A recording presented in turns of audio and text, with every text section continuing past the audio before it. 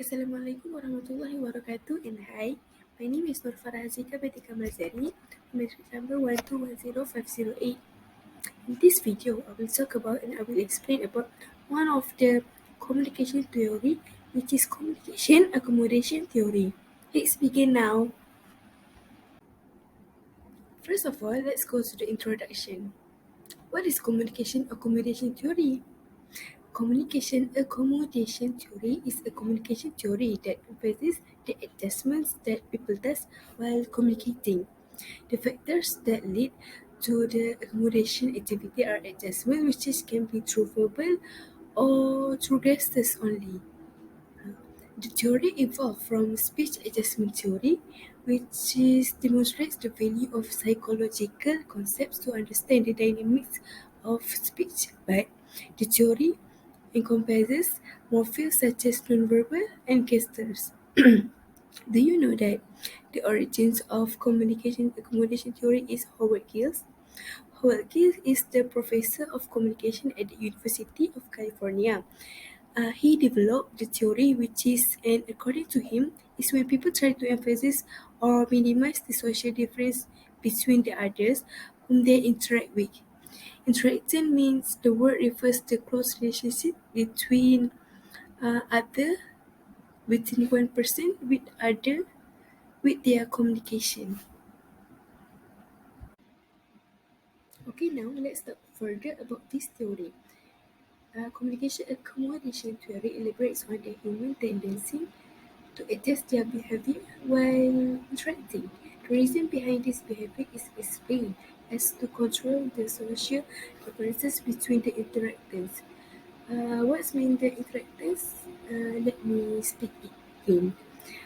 Interactors mean the word refers to close relations between each other with their communication. People accommodate their communication activities to get approval and to set a positive image in front of their interactant. The environment in which they are affected also affects their communication behavior. There are two types of accommodation process explained in this theory, which is first, convergence. Convergence is a process where people tend to adapt the other person's communication characteristics to reduce the social differences. Second, divergence. Divergence is the process contradicts the method of adaptation, and in this context, the individual emphasis is on the social difference and non-verbal differences between the interactants.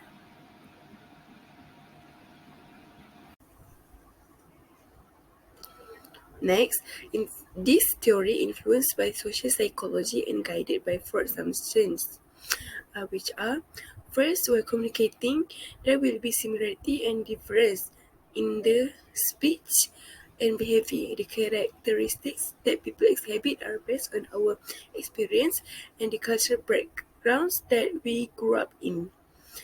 Second, a conversation is evaluated by understanding the perception of the speech and behavior of the other. Through evaluation, people decide to accommodate and fit in. Third, the social status and belonging is determined by language and behaviors. While people communicate, they tend to accommodate the behaviors of those who are in the highest social status than them. Last, norms guide the accommodation process, which varies in degree of appropriateness. Norms define the behaviors of people and they are expected to act accordingly. Next, how do we apply this communication accommodation theory? The application of this theory is the communication accommodation theory is applicable in various communication processes. In an organization, the communication accommodation can be used to communicate effectively among the employees as well as they adapt while communicating to a senior employee. To get a clearer understanding about this theory, I will give one example so that we can get more understand about this theory. So, for example, Mike was a new employee in a certain organization. While understanding about the environment, he came to know about his senior officer who apparently had an interest in painting from his co-workers. When Mike got an opportunity to interact with him, he glorified the beauty of painting. The officer has been displayed in his office, which is pleased the officer. In this situation, might accommodate his behavior according to the situation and thus could create an impression on his senior officer.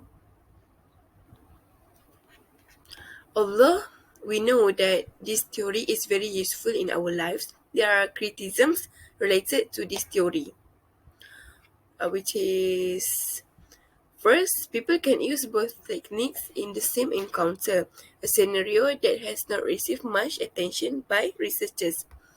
Next, often seem to be too complex to be broken down into components as simple as convergence and divergence.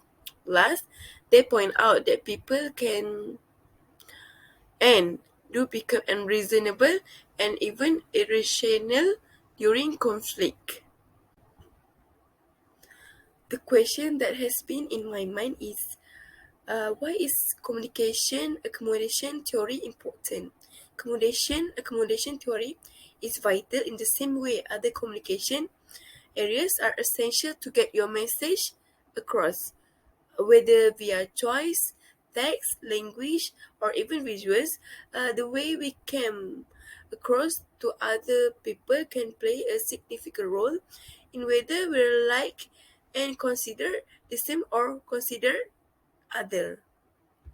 It can be easy to think that this theory similar communication behaviors as unnatural or slightly try hard, especially in the context of marketing or speaking to a group you aren't part of. But when pulled off well, adapting your communication can be an excellent way to connect with others on their level. Instead of forced familiarity, understanding this theory and its use can form natural and positive association with a brand.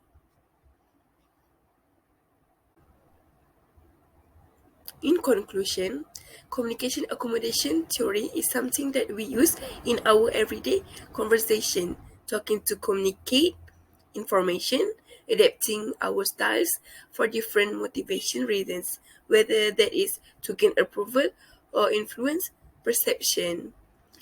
That's all from me. Thank you.